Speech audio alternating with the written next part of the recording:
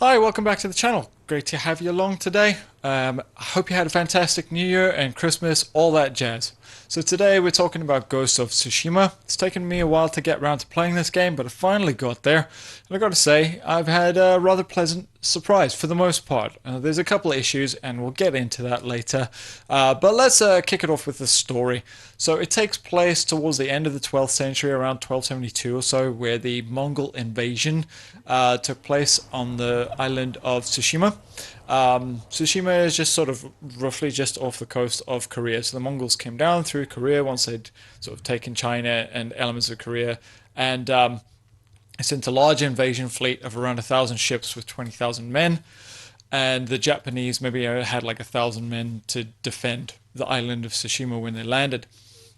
And the Mongol force really took advantage of the fact that the Japanese would challenge people to one-on-one combat quite often, and they were very skilled in that way. So the Mongols did everything possible to avoid that. They knew that the Japanese would start with using archers, and so they sent their expendable forces onto the beach first to absorb all the arrows, and then kind of landed their skilled warriors, and that's kind of how they ensured success on the day. So we join the fight with our character Jin Sakai. Jin Sakai is a young samurai, and his father was a noble lord, leader of the Sakai clan, who I guess are predominant in the Tsushima area. And we join at the battle, and it's Jin Sakai and his uncle fighting alongside each other. So as it turns out that at the beginning of the game we get some kind of backstory details about this. So Jin Sakai's father passes away when he's an early teenager, maybe 12 years old, 14 at most, something like that, young teenage years. And Lord Shimura, his uncle, comes to obviously oversee, I guess, the funeral and things like that, and then he becomes Jin's mentor and helps him grow into a man. So he teaches him swordsmanship, completes his swordsmanship training, teaches him military tactics, character building, just general character building. When we first see Jin as a teenager, he's very impulsive, a bit vengeful. He's a bit too emotional, like he lets his emotions get in the way of his decision making. He gets quite angry where he shouldn't and things like that. And Lord Shimura tries to help him out with these things, teaches him sort of patience and perseverance and temperance, and all these kind of virtues that are associated with the samurai code.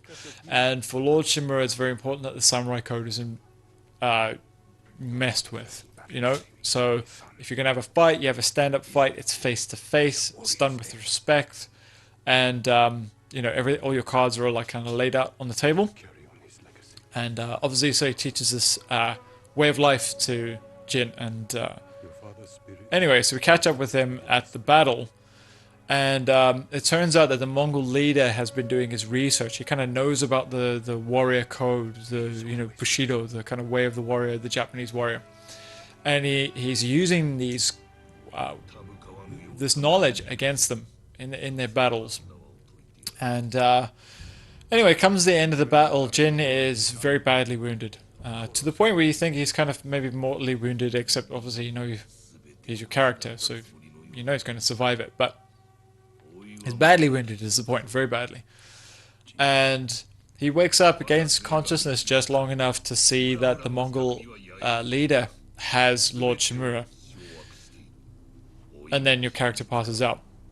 So he wakes up assuming the worst, that his uncle is dead, his forces are defeated, the island is now under Mongol occupation, and this forms the underpinning for the story of the game. So you start off with a very broken character, all kind of, everything's been stripped away from him. He's been stripped bare, literally. When he wakes up, he's barely has clothes on him, doesn't have his swords anymore. He doesn't know who saved him. He knows he's in a bad way. He's so far from being able to, everything in his body is telling him that he needs to find this Mongol leader and destroy him, and free his people from their invasion. But he's nowhere near ready to be able to do that. If he goes storming off to do that, he's just going to get killed. It won't get anyone anywhere. So he has to slowly but steadily build himself back up, is basically the idea. So this kind of leads us on to the premise of the gameplay and kind of how it works. So essentially, what you need to do is you need to play Tales. So the Tales are just missions, right? You meet people in the environment, and they'll tell you something. They might tell you a rumor. Say that this. I'm just throwing this out there. It's not in the game. Maybe in the game. Maybe not. You may get told of a bowman that you need to go see because he made really good bows, and you don't have a bow, so you need a bow. Where do I get a bow? Well, you need to go see this bowman. Turns out, the bowman's dead, but people think he left his bow in such and such a spot. So you'll find out like rumors, and rumors will point you to places on the map, and then you'll arrive at the place of the map, and then it turns into a tale, like a story that you can explore. And you'll come into conflicts, and you'll need to overcome obstacles and hurdles and things like that to finish the tale. And when you finish the tale, you get your reward. Or you'll finish the tale if it's like main story tales. So some of them are sub tasks, if you will, and then there's main tasks, and just like normal RPG stuff. So the story tasks, they increase your legend ranking. So you have like a legend meter, and it has levels and points that make up the levels. And it serves a couple of different functions. We'll climb into that in a second. But basically, the basic premise is you liberate towns and villages and cities. That encourages local Japanese people to come back into those towns. They, in turn, rally with you and increases your chance. It increases your legend. So word spreads, and that gives hope to the people. They come back into the towns and cities bringing their skills with them, which in turn helps to build your character back up. So you have, for example, in any town that you liberate, you probably, you might open a fast travel point, which is handy for getting around the map. But B, you'll have like tradespeople there. So you'll have a merchant. You'll collect resources out in the wild, and you use the resources with the tradespeople. So, for example, a merchant would give you different color and style clothing and stuff like that. Not performance related, it's just purely vanity items. You'll have the trapper who does ammunition for your ranged weapons, and you can collect like animal pelts to increase your ammo carrying capacity with him. You would collect different types of woods for the bowman to upgrade your bows, and so on and so forth. So, as I said, you liberate towns and you open up those resource farming avenues within the town, or within... it could be a town, it could be a dojo, it could be different things. I'm just using town to generally describe the finished result. Okay. In terms of the combat system, so that's actually, before we climb into combat system, we'll talk about the general character arc. So those are like the specific resource farming attributes. Okay. There's one other thing I should mention, which is shrines. If you visit a shrine, you get charms. Okay, and charms are going to be important in a second. But basically, there's stuff you can find out in the wild, which is like supplies, metals, woods, stuff like that, which is general basic character building. And then you got the charms, which is a little bit more specific. So, through any encounter, when you kill an enemy, you increase this legend score, right? When you hit certain determined levels, you get a technique point. Technique points can be spent in 3 major ways. You can level up your standard techniques, which is just set kind of combo pieces, types of slashing and cutting, and just your regular kind of move set. You can develop that, make it more intricate and better suited to this particular encounter that you're in. Then there's a second way, which is through stances. So stances literally like stone stances, holding the sword over the shoulder. Okay, in real life it's called haso no kamai, and it's sort of balanced pretty well between attack and defense. You can do some quick slashes, but you can also like get out of there and roll away and duck and parry and stuff like that quite easily. If you use a water stance, which is sort of like where he holds it up like this and the sword's kind of like that, which is I think it's called katsumi. I think it's called katsumi in real life.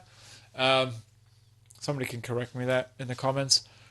That's specifically kind of tailored towards people who have got shields. So it's got heavier attacks, and it's kind of all revolves around like destabilizing them and knocking them off their balance to open up an opportunity.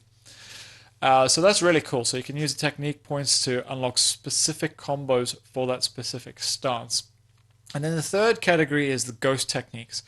So you can use those points and allocate them to, for example, you may encounter a convoy. Maybe the convoy's got like 15 soldiers around it, and you think 15's too much for me to take in an outright fight, and I can't pick them off using stealth because they're kind of like out in the open, right? So what you can do is you can use like an exploding arrow if you've unlocked it, and you could fire that into the crowd when it explodes, and it tells you this like on the different weapons when you unlock them, like what their qualities are.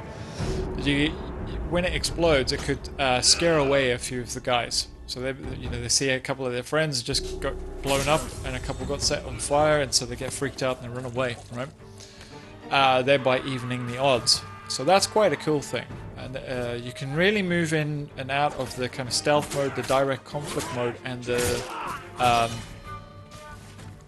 the sort of intimidation stuff. You can just move freely depending on the lay. You look at the lay of the land, look at the type of soldiers that you're going to encounter through your reconnaissance, and you formulate a plan based on what you see in front of you. So it's very realistic in that way, and it rewards that. The fighting mechanics in this game are phenomenal, really, really good, well thought out, really deep. And if you've watched my God of War review, which I'll link above, this is what I meant. God of War should have had more stuff like this, rather than just bash, bash, bash. Okay, my turn to block. You go, right, bash, bash, bash. This game doesn't have any of that. You don't have to play it like that at all. You don't have to wait for the AI to do stuff to you. You don't. There's a couple of instances where you need to do a bit of that. So like certain character types, like lancemen or like the big heavies. They'll have certain unblockable attacks, and when you see they have like a little like red flashing kind of icon when they're about to do it. When one of those happens, you just need to dodge it. Whatever you do, just dodge it because you can't block it. But even that is done in at least like a more engaging way. So you can like block and slash, or you can panic, and if you like double tap block, you'll actually roll away and you'll be annoyed at yourself because you go, that was a wasted opportunity. And when they do one of those attacks, the AI varies it up a little bit. It's not always just a single attack. Sometimes it's like a attack followed by another quick attack. Depends on the opponent and how difficult they are at the time.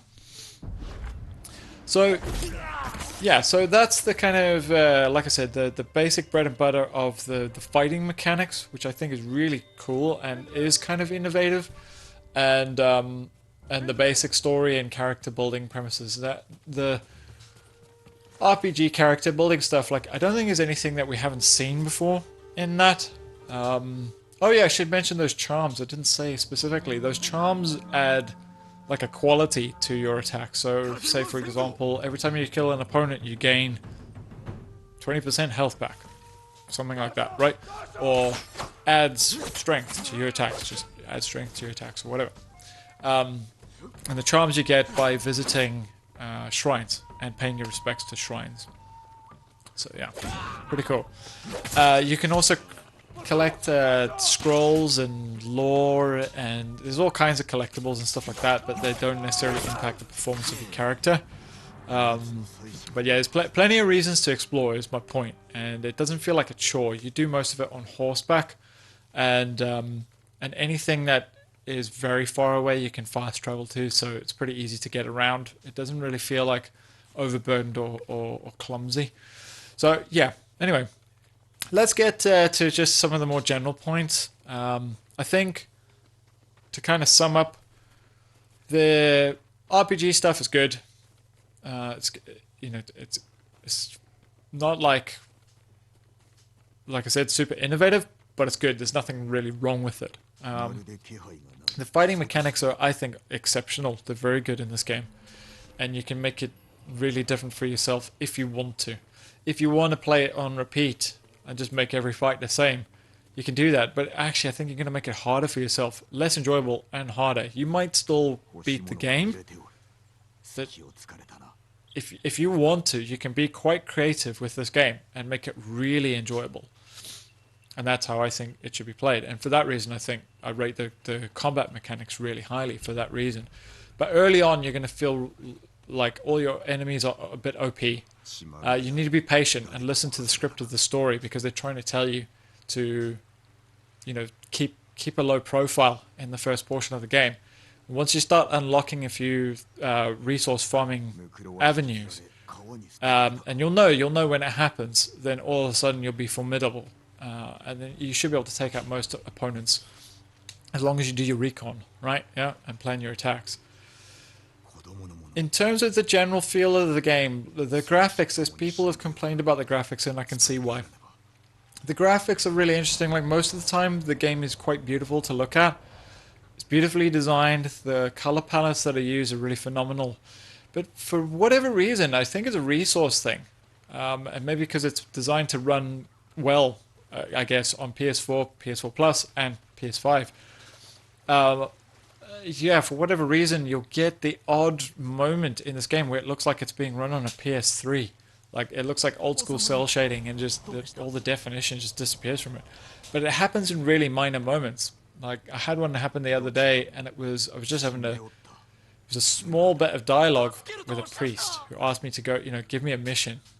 Said, go off and get these flags for me. It was like, I don't know, 2 minutes of dialogue. Less, sorry, that's probably too long. Like, it's probably a minute of dialogue. And just while they were having this dialogue, the graphics just looked like potato. But it's pretty isolated. It's a pretty isolated incident. And as soon as it kind of cut away from that, all the full textures came back. So I don't know what causes it. There's been no major glitches. Nothing where it's like broken my gameplay experience. But I've had a couple of minor things happen on graphics. So I can understand that. The overall, like, when the game's looking at its very best, it doesn't match up to the likes of, say, God of War or something like that, where every pixel looks gorgeous. But it still looks good. It's still a nice game to look at. Now, I think there's a reason for that, and like I said, I think it's resources. This game is much bigger in terms of like where you can go and the things you can do, and the amount you can explore and interact with, than, say, the likes of God of War. It just is. It's bigger. Like, God of War is a predetermined path. Don't get me wrong, there's a lot of stuff rendered in that game. There's not a lot of stuff you can, like, comparatively speaking, there's not a lot you can interact with. Yeah, so I think that's what it is. I think it's just resource management. And maybe it's one or two things that just got overlooked in the development. But, like I said, it doesn't impact the gaming. I don't think it's a major point to downscore the game, but it does get downscored a little bit for it. The music and voice acting in this is very good. The motion capture is very good. I recommend playing it in Japanese if you can read the subtitles in English and keep up, or in your native language. I think it really adds to the aesthetic of the game. That being said, the English voiceover actors, all the various different teams, I guess, but I've only listened to it in English and Japanese. They do a great job. I mean, it sounds good in English, but I just think it adds something when you listen to it in Japanese. The inflection and tonality in the words just comes across together with the music a little bit more authentically. So I recommend playing it like that if you can read subtitles quickly. That way you don't miss the visuals. I think the story is really good. It's like I said, it's a proper character building story. I like this idea, this conflict between wanting to stay true to the strict Bushido code of being like, you know, we don't stab people behind the back, we don't use dirty tricks and stuff. And the character having to like eat humble pie basically and like level with the peasants, you know, and you know, it leads to some cool gameplay stuff because he has to perform like assassinations and things he'd rather not do. He'd rather have a face-to-face fight, and you know, he has to be humble and accept that that just isn't going to happen if he wants to survive long enough to rally his people behind him to hopefully fight off the Mongol invaders. And I think that's quite cool, you know. So it means your character has to do a lot of growing up. And what's really cool about it, probably the best thing about it, is that's all reflected in the gameplay and it's reflected in the combat. And once you learn to reconcile all of those, like the character has to, then, as I say, the game really starts to flow and it starts to play really well and become really engrossing and entertaining in that sense. It doesn't have a lot of replay factor, I don't think, because there's nothing to say like if you beat a mission, like a Tale, you don't get a score for it per se.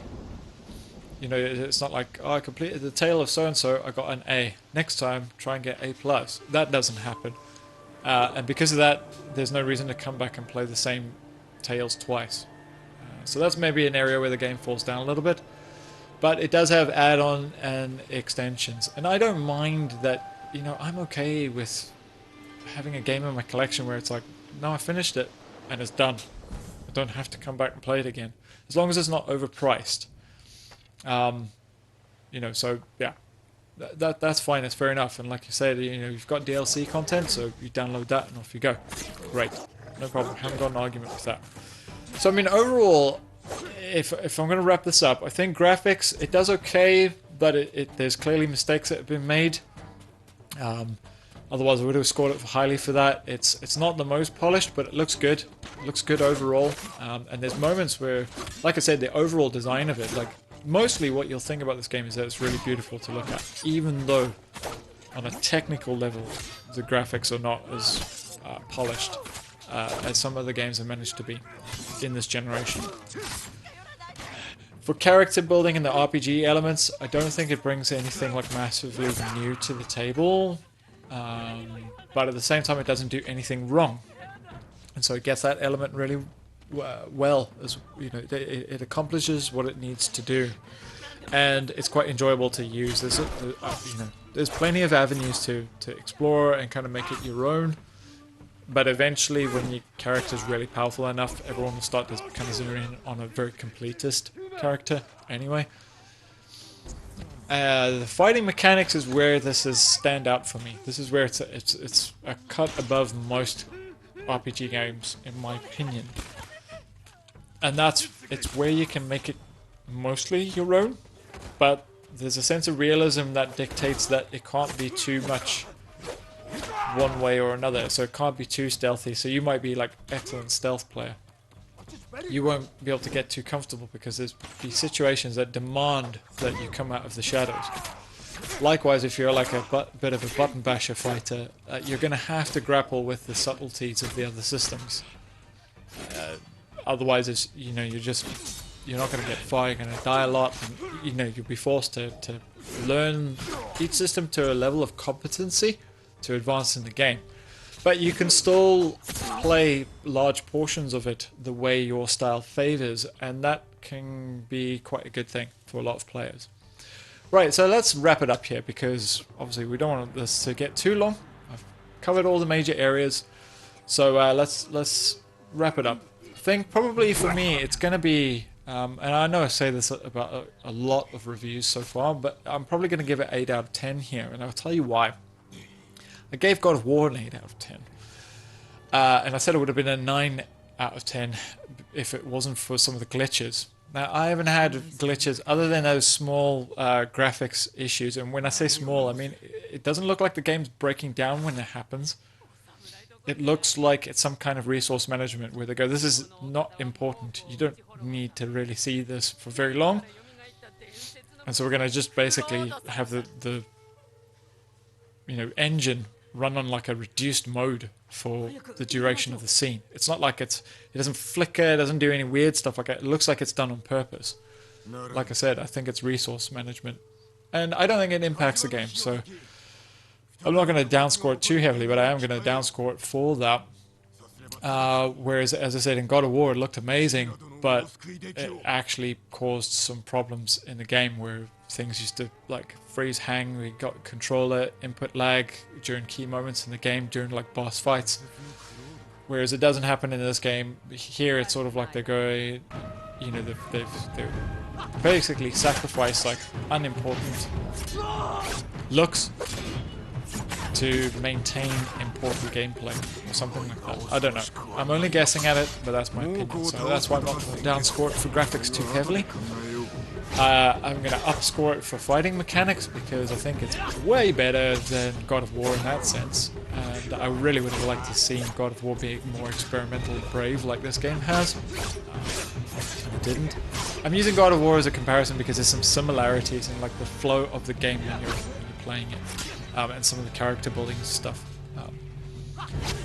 In terms of like the RPG side of it, I think it like I said, yeah, it's very good. It doesn't break new ground, but like I said, it doesn't make mistakes. It excels in the fighting. The storytelling is a bit of an interesting one because it's not as overt as a game of God of War. Like God of War shows you quite a lot of cutscenes. This game kind of starts out with quite a few cutscenes, and then it sort of drops right down and basically lets you get on with it and just updates you periodically in short bursts. And I kind of like that. I like to be left to play the game mostly, even if it means I'm having to listen to characters talk on a bit to listen to some of the finer points. I don't really mind that. But I understand for some game players, they want the big epic. I don't know, I think that's a personal preference thing, so I'm not going to really let that affect the score. I think it comes down to the style of the game as opposed to quality of the game. Okay. So yeah, so that's why I'm rating it 8 out of 10, because I think it's whatever mistakes it's made in visuals, it's made up for in combat. And you know, the score, the voice acting, all of that stuff is top notch. So I can't really fault anything there. So yeah, that's where I'm going to leave it. 8 out of 10. I think it's a game really well worth playing if you want a lot from your combat systems in your action RPGs. If you're looking for something that's more innovative in the character building side of it, I don't think you're going to find anything here that's going to like rock your world more than normal, so to speak. But I don't think you'd find anything here that would like put you off either. So if you haven't played it, check it out. Ghost of Tsushima. It's a very good game overall. I'm really happy with it. Just be patient in the first couple of chapters because it can be a little frustrating. There's not a lot of guidance in the beginning, but basic rule is just lay low for a little while, and you'll know when people are starting to rally to you, and you've got a couple of friends. Then it's the time to kind of start picking some fights. But yeah, that's it. Great game. Really enjoyed it. Hope you enjoyed this video. And you know the score if you did. Until next time, see you later. Hey guys, really great to have you along today. I hope you enjoyed the content. Be sure to leave us a thumbs up and a comment if you did. Make sure to subscribe and hit that notification bell for future content. In the meantime, enjoy the rest of our videos.